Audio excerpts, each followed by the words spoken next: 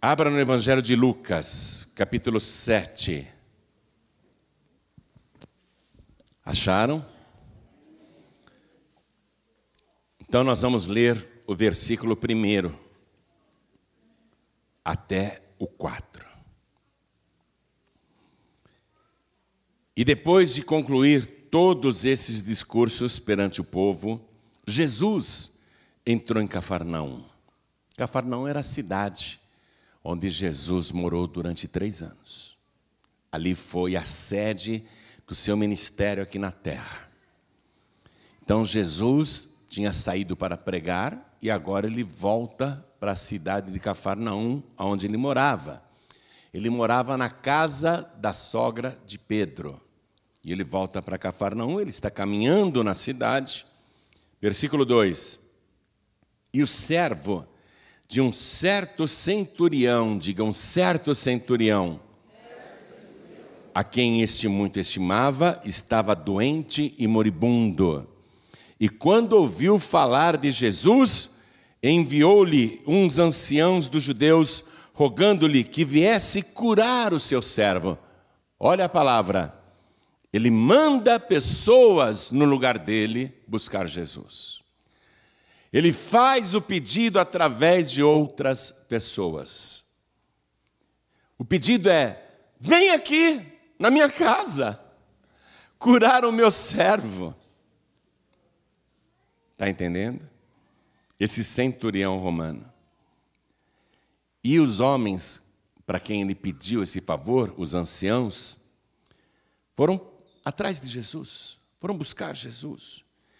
Versículo 4, e chegando eles junto de Jesus, rogaram-lhe muito, dizendo: é digno de que lhe concedas isso, porque ama a nossa nação e ele mesmo nos edificou a sinagoga. Amém? Então, olha a situação. Um homem quer um milagre, ele quer Jesus. Ele ouviu falar de Jesus, preste atenção, ele ouviu falar de Jesus. Ele tinha um problema grave em casa, um amigo à morte. Então, ele envia pessoas até Jesus para pedir o favor, para falar por ele, para interceder por ele. E Jesus ouve o pedido, amém? Então, agora, eu vou ler aqui o versículo 3, e quando ouviu falar de Jesus, enviou-lhe uns anciãos dos judeus, rogando-lhe que viesse curar o seu servo. Veja, ele não foi, ele enviou alguém, enviou pessoas da sinagoga. A sinagoga é a igreja dos judeus. O ancião era o líder da sinagoga. Tinha vários anciãos numa sinagoga. Então, esse centurião romano dá a ordem e os anciãos vão lá. Praticamente na mesma época em que Jesus nasceu em Belém, na Judéia, a muitos quilômetros de Belém, nasceu um menino em Roma. Nasceu praticamente na mesma época de Jesus. Um menino. E esse menino vai crescer, falando latim, lógico, que era a língua do Império Romano, e não apenas assimilando a língua, mas os costumes de Roma. E ele vai crescer segundo aquilo que estão lhe ensinando, toda a mitologia romana, os deuses romanos. E crescendo dentro da cultura romana, esse menino tinha um sonho. Eu quero ser um legionário romano. Eu quero ser um militar romano. Porque, além de autoridade, os militares ganhavam bem. Quando eles faziam invasões de outros países e saqueavam as nações, os soldados romanos tinham parte no despojo. Então, ser um legionário romano significava também adquirir riquezas, que eles saqueavam dos povos, das nações vizinhas. Então, ele cresce querendo ser um legionário romano.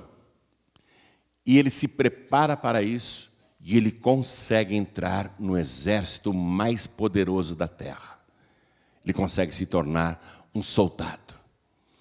E participando já de batalhas, sendo dedicado, sendo corajoso, ele vai recebendo promoções. O exército romano cada vez vai colocando ele em cargos mais elevados, até que ele se torna um centurião. Aí ele estava feito. O centurião romano, ele em muitas cidades tinha a autoridade de um prefeito. O centurião romano, ele tinha 100 homens a seu comando, por isso que fala centurião, ele era chefe de uma centúria. Então ele tinha 100 soldados a seu comando, e enfrentando batalhas, conquistando, despojando e cada vez enriquecendo mais. Um dia, esse militar recebeu uma ordem para ir à Galileia. Ele deveria assumir o controle militar de uma importante cidade marítima chamada Cafarnaum. E ele tinha o seu destacamento, 100 leais soldados romanos que obedeciam suas ordens cegamente, que nunca recuavam diante da ordem do centurião. Então ele vai para Cafarnaum, levando consigo todos os deuses de Roma. E Roma tinha muitos deuses. Eles tinham deuses para todas as coisas e acreditavam piamente nesses deuses. Eu dei uma consultada na internet, na Wikipédia, aquela enciclopédia livre, os deuses romanos. Depois eu gostaria que você também fizesse essa pesquisa, e encontrei um resumo bem legal para a gente entender qual que era a crença de cada romano em cada um dos seus deuses. Então, olha só que legal. Tinha o deus Anteros, que era o deus da desilusão e do fim das paixões. Sempre que alguém estava na fossa, porque tinha perdido a pessoa amada, a pessoa recorria a esse deus romano chamado Anteros. Tinha o deus Baco, que era o deus das festas, do vinho, do lazer e do prazer. Era o deus que eles homenageavam após as batalhas, quando bebiam muito vinho, quando eles se davam ao prazer, à orgia. Tinha a deusa Belona. Essa era muito cultuada por esse centurião romano e por todos os outros legionários romanos. A deusa Belona era a deusa da guerra. Sempre que eles iam para um combate, eles consagravam a batalha para a deusa Belona. Olha no que esse centurião acreditava. Ele também acreditava na deusa Ceres, que era a deusa da agricultura, porque quando ele conquistava e despojava, ele investia na agricultura e pedia para a deusa Ceres abençoar ali a colheita dele. E essa deusa Ceres também era a que protegia o casamento. Ele também acreditava na deusa Cibele, que era a deusa da vida e da terra, chamada também de Magna Mater em latim, a mãe maior. Essa deusa Cibele, a mãe maior. Então ele acreditava na mãe maior. Tinha a deusa Concórdia, que era a deusa da harmonia, da paz dentro de casa, dos lares. Ele acreditava no deus Cupido, que era o deus do amor. Ele acreditava na deusa Diana, que era a deusa da caça, dos desportos e dos animais selvagens. Ele acreditava muito no deus Plutão, que é o deus da riqueza e da morte, senhor do mundo inferior, irmão do deus Júpiter e do deus Netuno. Ele acreditava na deusa Discórdia, que é a deusa da maldição e das desgraças. Quando tinha algum inimigo que ele queria prejudicar, ele acreditava e rogava para a deusa da discórdia amaldiçoar o adversário. Quando ele estava doente, o deus dele era o Esculápio, que era o deus da medicina. Ferido em combate, Então ele rogava para o deus Esculápio: eu preciso sarar. Ele acreditava na deusa Fauna, que era a deusa da fertilidade e da feminilidade, para ter uma família numerosa. Ele acreditava na deusa Febo, que era a deusa da música e da poesia. Ele acreditava na deusa chamada Fortuna, que era a deusa do desenvolvimento urbano, do destino e da sorte. Quando ele ia para qualquer viagem, ele consagrava para a deusa Fortuna, para ter um bom destino, para ali ter um sucesso quando chegasse. Ele acreditava no deus Jano, o deus romano, com 2 rostos, um virado para frente e outro para trás. Um comandava o futuro e outro era a respeito do passado. Ele acreditava na deusa Juno, que era a deusa do casamento e da fidelidade. Como ele ia muito para a guerra, ele pedia: deusa Juno, não deixa minha mulher me trair. Ele apelava para a deusa Juno, a deusa da fidelidade. Também, quando ele tinha alguma demanda, ele acreditava no deus Justiça, que era o deus da justiça e da vingança. Ele acreditava no deus Júpiter, que era o pai da maioria dos deuses de Roma. Ele era o senhor dos trovões e dos raios. Ele acreditava no deus Lares, que era de espíritos passados, para proteger a casa e a família. Era o Deus que comandava os espíritos passados, dos antepassados, para que protegessem os vivos. Ele acreditava no Deus Letos, que era o Deus da morte, morte não violenta, morte de velhice. Ele dizia: não quero morrer jovem, não quero morrer em combate. Deus Letos, me faz morrer em boa velhice. Ele acreditava na deusa Libertas, que era a deusa da liberdade, para ele nunca se tornar escravo, derrotado em batalhas. Ele acreditava no deus Marte, que era o deus da guerra, das armas e também que protegia o trabalho. Ele acreditava no deus Mercúrio, que era o deus do comércio, da diplomacia, da eloquência e da ladroeira. Roma tinha até um deus para proteger os saques, os ladrões. Era o deus da ladroeira. Ele acreditava na deusa Minerva, que era a deusa da sabedoria, da estratégia. Ele pedia: Minerva, me dá sabedoria para atacar o inimigo, me dá estratégia para o combate. Ele acreditava no deus Netuno. Sempre que ele pegava um navio em Roma, ele pedia proteção para Netuno, que era o deus dos mares. Netuno, proteja, não deixe o nosso navio naufragar. Ele acreditava em tudo isso, não somente ele, mas todos os romanos.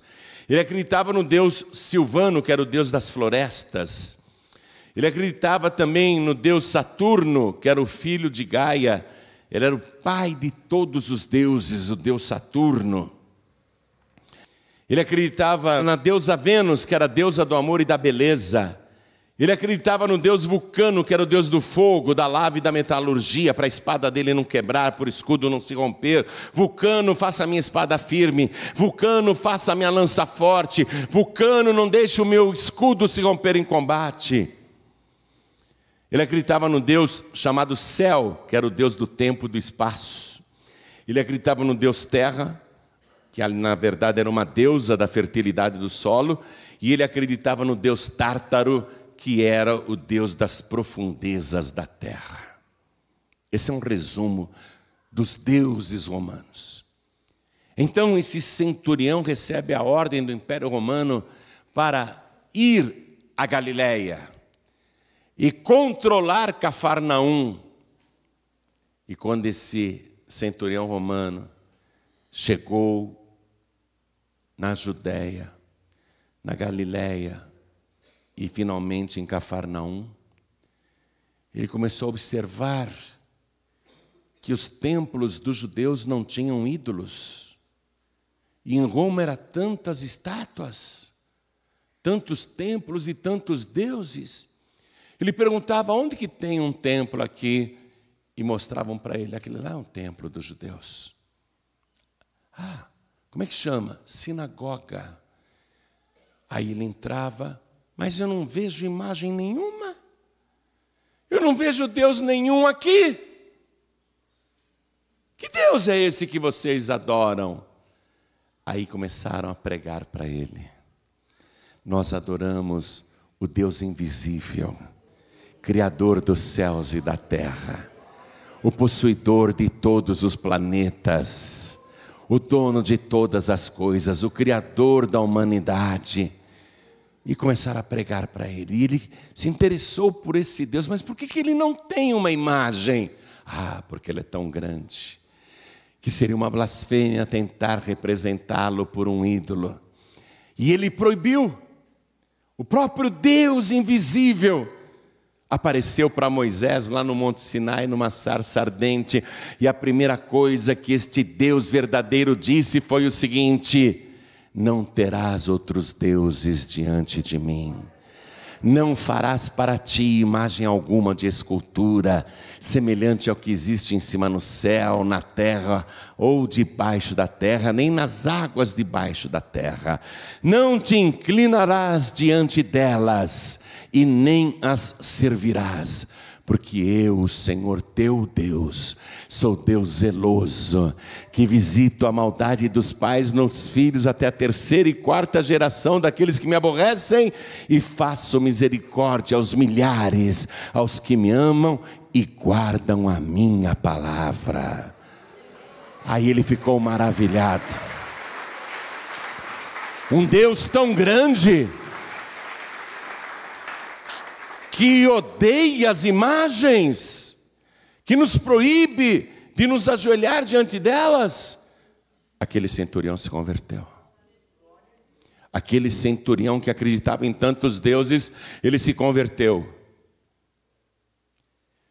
E este homem, ele tinha ainda uma crença arraigada nele, que foi ensinada desde o serviço militar em Roma. Desde que ele existia, ensinaram isso para ele. Aliás, estava escrito nas moedas romanas. Era uma crença que o Império Romano espalhava no mundo todo. Lá tinha a imagem de César na moeda, o relevo de César, e escrito César Filius Dei, que em latim quer dizer filho de Deus. Roma propagava isso no mundo todo, e o exército romano acreditava, cada legionário acreditava que César é o Filho de Deus. Filius Dei. Então esse centurião romano ainda acredita que César é Filius Dei, porque para o Império Romano ter conquistado todo mundo naquela época, César só podia ser realmente o Filho de Deus. E eles acreditavam que César era eterno, porque ainda que o César, o ser humano por dentro da vestimenta de César, morresse, o próximo também seria chamado de César. Então a ideia que se passava é que aquele filho de Deus, César, era eterno, porque César estaria sempre no trono de Roma, no trono do mundo, governando os povos. Então ele acreditava, César, Filius Dei, César, filho de Deus. Até o dia em que o criado dele ficou muito doente. Era um criado muito estimado, muito querido, um amigo. Não era, na verdade, um criado, era um amigo. Ele tinha grande afeição, grande amizade por aquele criado, mas ele ficou muito, muito doente, muito doente. O Evangelho diz que ele ficou moribundo. Foi aí que ele ouviu falar de Jesus. Claro que ele já tinha ouvido falar antes. Ele estava em Cafarnaum, ele sabia que Jesus expulsava demônios, que Jesus curava paralíticos, que Jesus curava cegos, que Jesus purificava leprosos. É claro que ele já tinha ouvido falar de Jesus, mas nunca se interessou. Porém, quando o mal atingiu uma pessoa querida, aí ele se interessou por Jesus. Aí surgiu a necessidade de buscar Jesus, como os vários testemunhos que nós ouvimos aqui da família que se acidentou em Rondônia. Foi o acidente lá em Rondônia que fez a família dizer: Deus, atende-nos. Foi o acidente que levou eles para a igreja. E foi isso que aconteceu com esse centurião romano, que já estava acreditando no Deus dos judeus ao tal ponto de ter ele mesmo construído a nova sinagoga dos judeus. Então, ele ouve falar de Jesus, que Jesus pode curar o seu criado, o seu amigo. E ele, usando todo o prestígio e autoridade que ele tinha com os líderes religiosos da sinagoga, já que ele tinha construído a sinagoga para eles, porque ele acreditava no Deus dos judeus, mas ainda continuava acreditando que César era o filho de Deus, ele pede para os anciãos: por favor, manda Jesus vir aqui e curar o meu criado, que está à morte.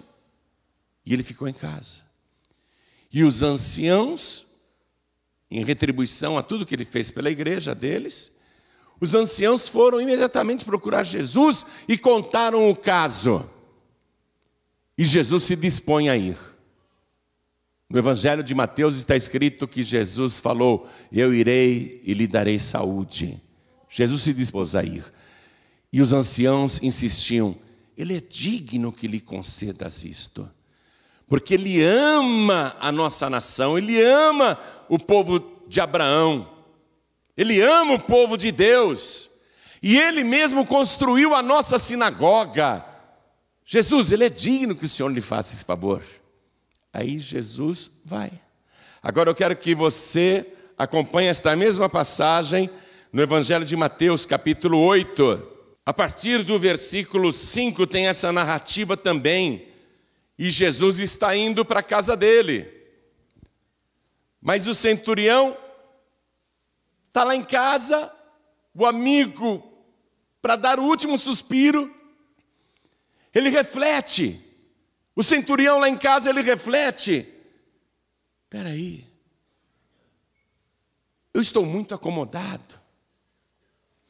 Eu que estou querendo o milagre, eu mando os outros irem buscar por mim. E ainda falo para Jesus vir aqui na minha casa como se eu fosse chefe dele, só porque eu sou a maior autoridade de Cafarnaum, eu que mando nessa cidade. Eu estou querendo fazer Jesus de meu empregado. Ele começou a sentir vergonha.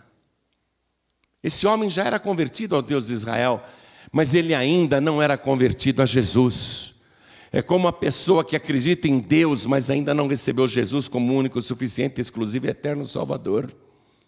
Ele acreditava no Deus de Israel, mas ainda não tinha recebido Jesus, você está compreendendo? Jesus já tinha recebido ele. Jesus sempre recebe todos nós. Antecipadamente ele nos recebe. Mas não adianta Jesus querer te receber se você não quer receber Jesus. Ele faz o milagre, ele opera, ele abençoa, mas se você não quiser receber Jesus, ele não pode te obrigar. Jesus já tinha recebido o centurião romano, por isso que ia na casa dele.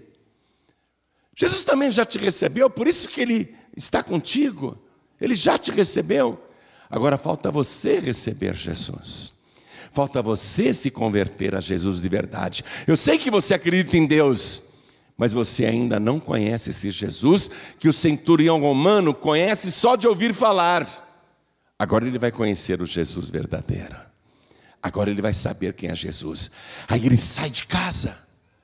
Ele sai de casa, ele deixa o amigo lá na cama, doente, e ele vai, os soldados do seu destacamento vão atrás. Ele é uma autoridade.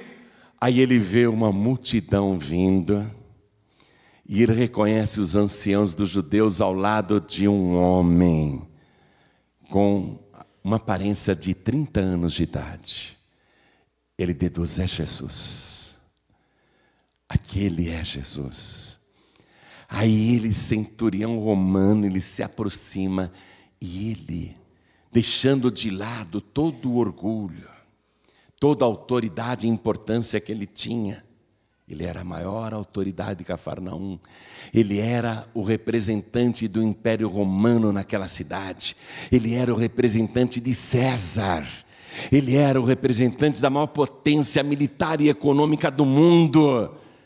Mas ele deixa tudo isso de lado e na frente da sua tropa, ele se humilha e se prostra diante de Jesus. E ele diz: Senhor, eu não sou digno de que entres na minha casa. Por isso que eu não vim ter contigo pessoalmente antes. E é por isso que eu estou aqui, me antecipando, encontrando o Senhor no meio do caminho. Eu não sou digno de que o Senhor entres debaixo do meu telhado. Mas dize apenas uma palavra, e o meu criado ficará curado. Porque eu também sou homem de autoridade. Eu digo para o meu soldado, vai, ele vai. Eu digo para aquele outro, vem, ele vem. Eu digo para o meu criado, faça isso, e ele faz. Basta uma palavra minha e eles fazem e obedecem imediatamente. Então o Senhor, se disser apenas uma palavra, com a autoridade que o Senhor tem no céu e na terra, o meu criado vai ficar curado. Aí Jesus de pé, olha em volta e diz, eu nunca vi tanta fé, nem entre os meus discípulos, nem entre os judeus, nem mesmo em Israel, nem o sacerdote máximo em Jerusalém tem esta fé. Eu nunca vi uma fé igual a esta em todo Israel. Aí Jesus faz uma profecia. Jesus diz, muitos virão do Oriente, do Ocidente, e um dia se assentarão à mesa com Abraão, Isaque e Jacó, e os filhos do reino lançados fora. O que Jesus está dizendo? Que aquele que acha que é religioso, que acha que é salvo, que acha que já tem Deus e não se humilha, não crê, ele pensa que vai entrar, mas vai ficar do lado de fora. E muitos que deveriam ficar do lado de fora entrarão. É isso que ele está dizendo. Ele nunca viu tanta fé em Israel como a fé daquele centurião que antes acreditava em dezenas de deuses, mas agora está acreditando no único e verdadeiro Deus, e finalmente se rendeu ao Filho de Deus. Ele deixou de acreditar em César como filhos dei, e passou a acreditar em Jesus como Filho de Deus. Ele se converteu a Jesus. Aí Jesus disse para ele, pode ir para casa. O milagre já aconteceu. E quando ele voltou para casa, o criado que já estava com o pé na cova, agora está no pé da porta esperando pelo amigo, completamente sarado. E o que é que você vê nesta passagem do centurião? As 4 revelações de Deus. As 4 revelações de Deus que evidentemente o centurião romano nunca tinha lido 2 Crônicas, capítulo 7, versículo 14. E fez tudo isso por intuição. Mas ele atendeu às 4 exigências de Deus para uma pessoa ser abençoada e feliz de verdade. Segundo o livro de Crônicas, capítulo 7, versículo 14, Deus desceu do céu e disse o seguinte: se o meu povo, que se chama pelo meu nome, se humilhar, primeira revelação, e orar, segunda revelação, e buscar a minha face, terceira revelação, e se converter dos seus maus caminhos, eu ouvirei suas orações dos céus, perdoarei os seus pecados e sararei a sua terra. 4 coisas simples que, se você fizer, Deus vai ouvir a tua oração, Deus vai responder, perdoando os teus pecados, e Ele vai sarar a tua vida. Quando Ele diz, vou sarar a tua terra, significa sarar tua vida pessoal, tua vida sentimental, sarar o teu corpo físico, sarar o teu corpo espiritual, sarar a tua casa, sarar a tua família, sarar o teu trabalho, sarar tudo que você tem. Essas 4 coisas ele fez, olha só. Ele não queria fazer. Ele estava errando. Vai lá, fala para Jesus vir aqui. Ele não foi, ele não quis se humilhar. Era assim antes. Quando ele mandou os anciãos lá procurar Jesus, ele não quis se humilhar. Imagina, sou centurião de Cafarnaum. Ele não quis orar, ele não quis, mandou os outros orarem por ele. Vai lá, roga para Jesus vir aqui. Ele não quis buscar, ficou em casa. Não quis buscar. Ficou em casa. E 4, a conversão estava muito longe dele. Até que o Deus de Israel mostrou o quanto estava errada a sua atitude. Aí ele resolveu, eu vou lá. Eu vou me humilhar. Eu vou me humilhar diante de Jesus. Eu que vou orar. E eu vou buscar Jesus até achar. E ele achou Jesus. E aí ele se converte a Jesus. Ele creu que Jesus era Deus, o Filho de Deus, com mais poder do que César. Ele creu nisso. E quando ele fez as 4 coisas, Deus cumpriu o que tinha prometido. E ouvirei dos céus, perdoarei os seus pecados e sararei a sua terra. Fique de pé. Você vê, ele cresceu, amém, ele cresceu com uma cultura religiosa que foi passada de pai para filho, ele não tinha culpa. O centurião romano não era culpado de acreditar em todos os deuses de Roma, ele não era culpado. Ele cresceu naquela cultura religiosa que os pais passaram para ele e, por consequência, os avós, os bisavós, os tataravós. Foi uma cultura religiosa passada de pai para filho e chegou nele. Era o que ele acreditava, porque ele não conhecia o Deus de Israel. Ele nem imagina como ele foi abençoado no dia em que o Império Romano falou para ele, você vai para Cafarnaum. Ali já tinha um plano de Deus para salvar aquele centurião, para que ele conhecesse o verdadeiro Deus e deixasse de crendices, mistificações e lendas, porque tudo isso aqui que eu li para você do Império Romano, os deuses romanos é tudo lenda, tudo fábula. Quando ele recebeu a ordem do Império Romano para ir para Cafarnaum, ali já tinha o dedo de Deus. E ele pôde então conhecer o verdadeiro Deus. Mas não basta acreditar em Deus, você tem que se converter a Jesus Cristo. Está entendendo isso? Quando o centurião de Cafarnaum entendeu que Deus abomina as imagens de escultura, os ídolos, os deuses, os santos, essas imagens ditas sagradas. Quando ele entendeu que Deus detesta essas coisas, ele falou, não quero mais saber de Deus nenhum, de ídolo nenhum, de imagem nenhuma.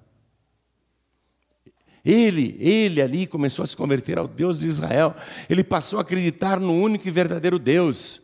Mas faltava conhecer Jesus pessoalmente. Porque até então, eu li para você no Evangelho, ouvindo falar de Jesus. Ele só ouvia falar de Jesus.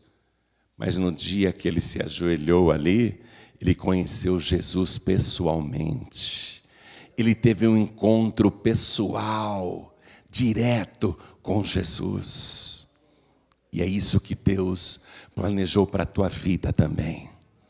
Deus te trouxe aqui hoje e pode acreditar, Ele moveu os céus e a terra para que você estivesse aqui agora ouvindo esta palavra. Você não viu, mas o dedo de Deus te trouxe até aqui e Ele te tomou pela mão. Você já acredita neste Deus?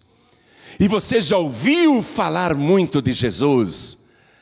Agora só falta você ter um encontro direto e pessoal, conhecer Jesus pessoalmente, conhecer Jesus realmente, um encontro particular com Jesus. Foi isso que Deus preparou para o dia de hoje, para você. Deus preparou esse encontro seu com o Filho de Deus. Se você se humilhar, primeira revelação,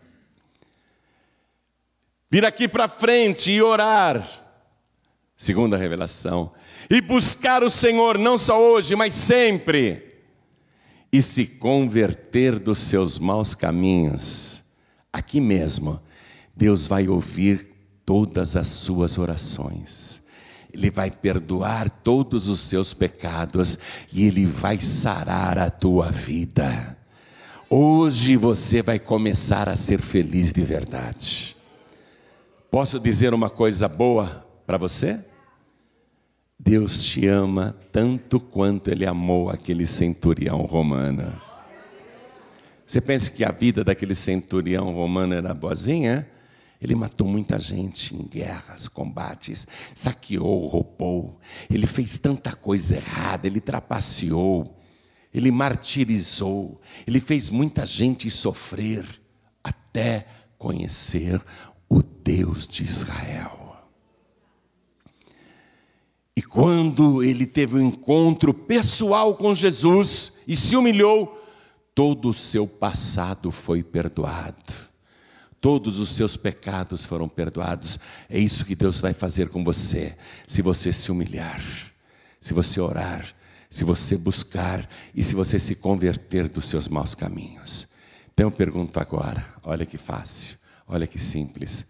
Quem aqui quer receber o Senhor Jesus como único, suficiente, exclusivo e eterno Salvador? Erga a mão direita assim bem alto, todos que querem. Olha que coisa linda, olha que coisa linda.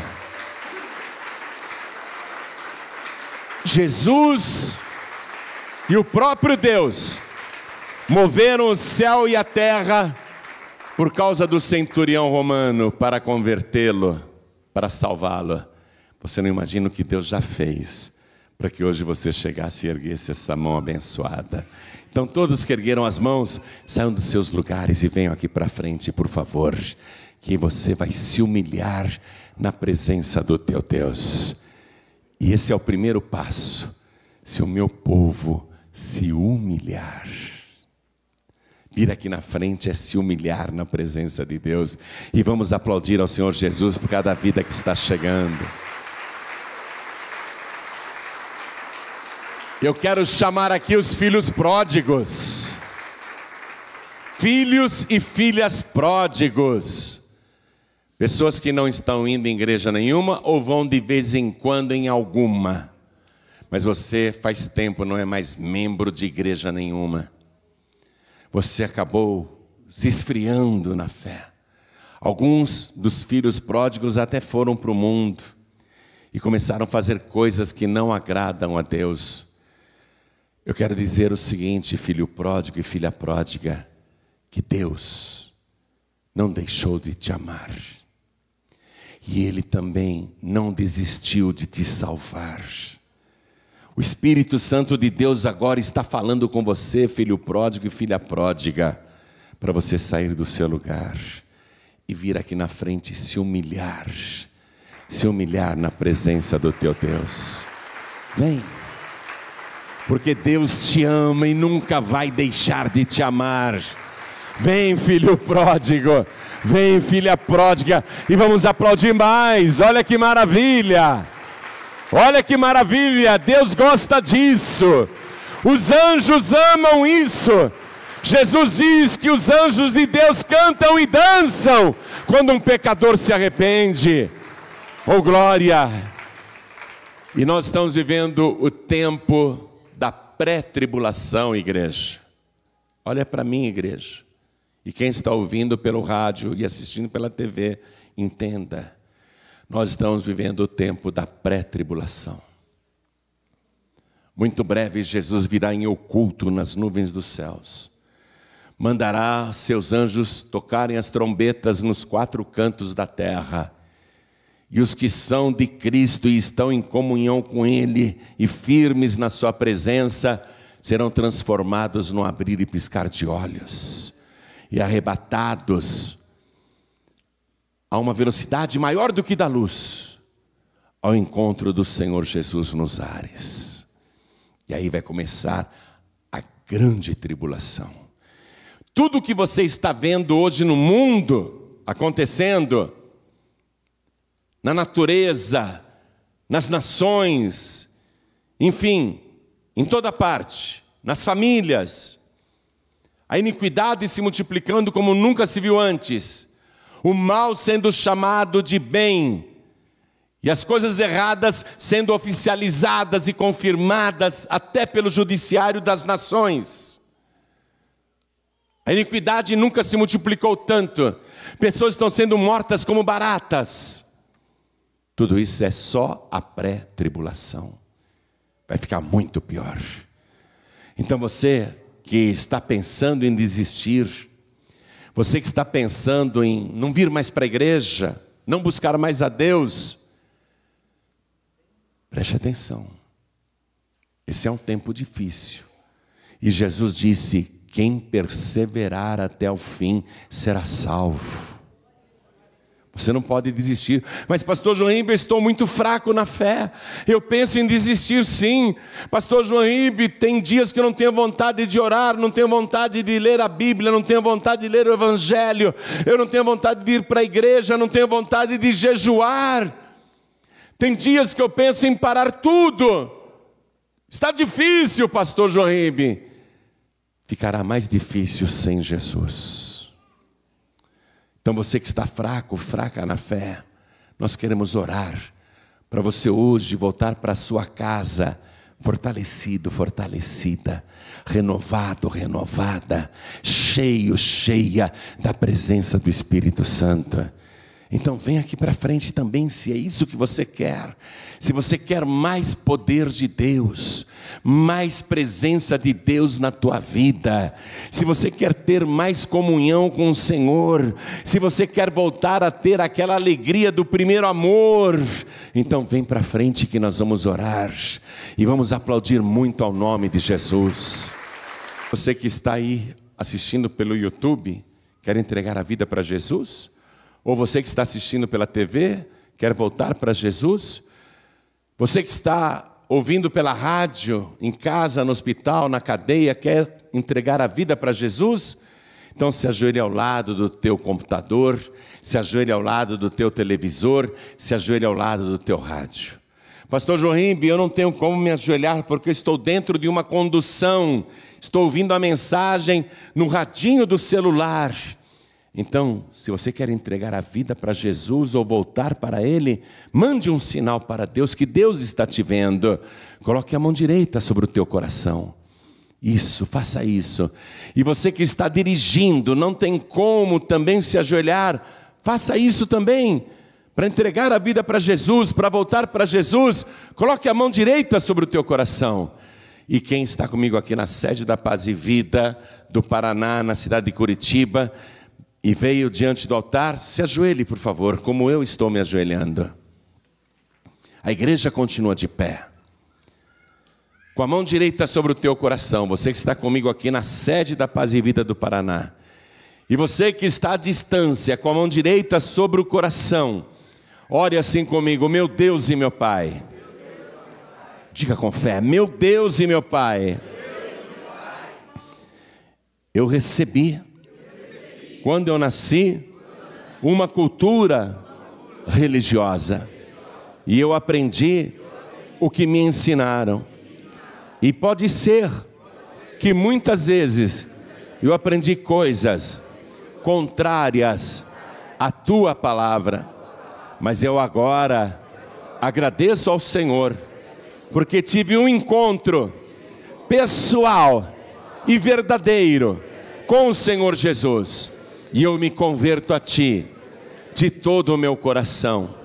Eu me humilho agora na Tua presença, eu estou de joelhos, orando, e eu digo que eu vou Te buscar todos os dias da minha vida, e eu nunca mais Te deixarei, porque o Senhor também nunca me deixou, mesmo quando eu não merecia, o Senhor estava comigo, e eu quero Te agradecer por tudo que o Senhor fez, está fazendo e ainda fará na minha vida. Eu Te suplico, Senhor, me dá o Teu Espírito, me enche do Teu poder e me ajuda a perseverar até o fim. Eu não posso desistir, eu não quero voltar atrás, eu quero ficar firme na Tua presença, sempre me humilhando, sempre orando, sempre Te buscando e me convertendo a cada dia. Meu Deus da glória, me ajude, porque eu declaro que o Senhor Jesus é o meu único, suficiente, exclusivo e eterno Salvador para todos sempre. Amém